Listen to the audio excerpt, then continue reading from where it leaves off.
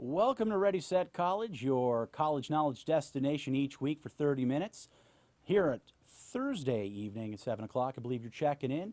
We have a very special guest in studio today. He is the Director of College Counseling at the Oaks Christian School in, I guess we're going to call it Ventura County. Sure. He is Jeff Morrow. Jeff, so glad to have you. Welcome to the show. Thank you, Rob. Thank you for having me. It's good to be here. We are honored to have you here. And when I tell families, and I meet with families all the time, and most of the time I sit down and I say, I feel pretty good that I'm going to be able to provide you advice that maybe you haven't heard before, haven't seen before. When I have a family from Oaks that checks in and they tell me, yeah, I'm a junior at Oaks Christian, I go, oh, are you sure you really need to speak to an independent counselor because you pretty much have the best staff in the business? So you guys are going to get an amazing experience today from Jeff. And our topic is one that, well, it's not as straightforward as you might imagine. We're going to be talking about religiously affiliated colleges and universities. This is one of Jeff's areas of expertise. So before we go into that topic, let me give him an opportunity to introduce himself and tell you a little bit about where he comes from.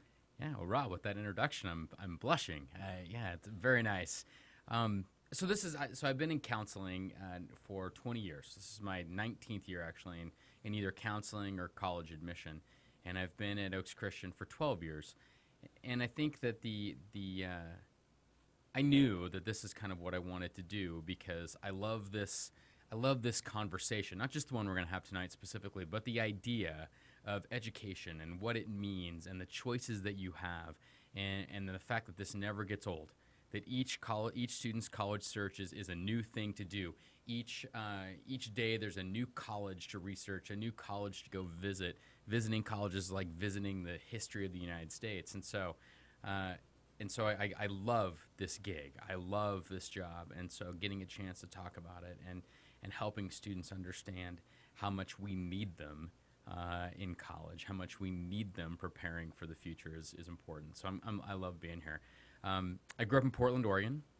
I came to California in 1990 to go to college. I went to Pepperdine. I figured that I would come down to school for 4 years and move back to Portland. I love the Northwest, but I met a girl from Malibu, and I liked her even more than Portland. And so I've been here in Southern California for almost 25 years, and so I can't imagine being anywhere else.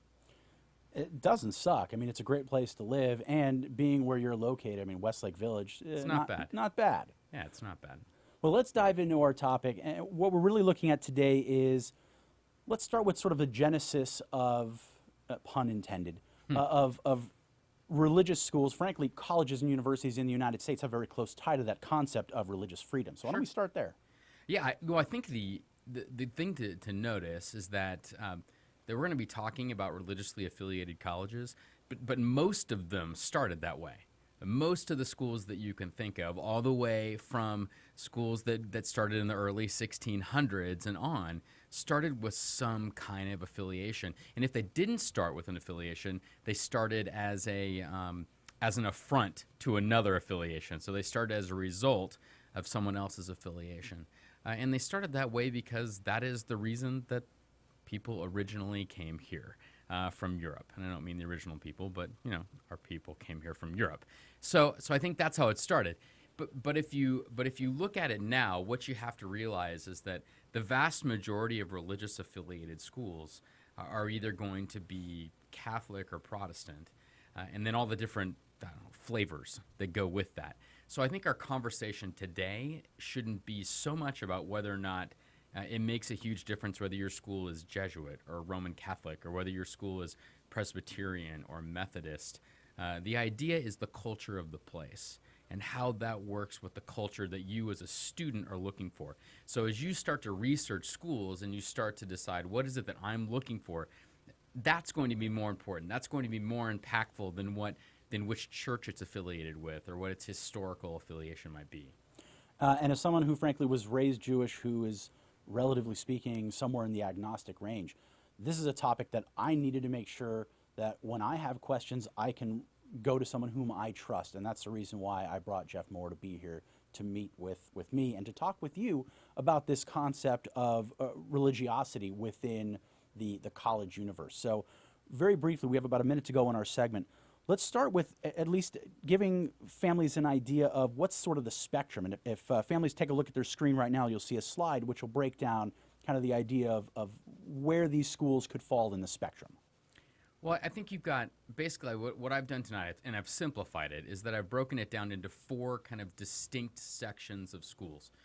So the idea being that everything from a traditional historical affiliation all the way to a self-selecting denominational focus of a school, and everything kind of in between that. And so what I'd like to do tonight is kind of look at the idea and see what the differences are, and then give you a sense of, when you visit each schools, to look for some of these indicators to decide what it is that you might be looking for. Because honestly, the idea of religiosity, which is a funny word, right? Almost sounds like one of those words you made up. You need to look it up and make sure, but it's definitely a word. Religiosity is so tricky because it's so personal. So Rob and I might have a very different concept of how religious a school is based on where we're coming from. If Rob grew up in a Jewish home and I grew up in a Christian home, then I'm going to have a very different idea of a school that's going to be either very religious or very Christian, and a school that's not. Whereas Rob's going to have a different kind of moving target, and each student's going to be like that. So you have to be very careful about taking someone's word for it, and instead develop a list of your own criteria and things you're looking for. So that's kind of where I'd like to go tonight. We got a lot to cover in the next 3 segments, so stay tuned, sit back, relax, enjoy. We'll be right back with Jeff Morrow here on Ready, Set, College.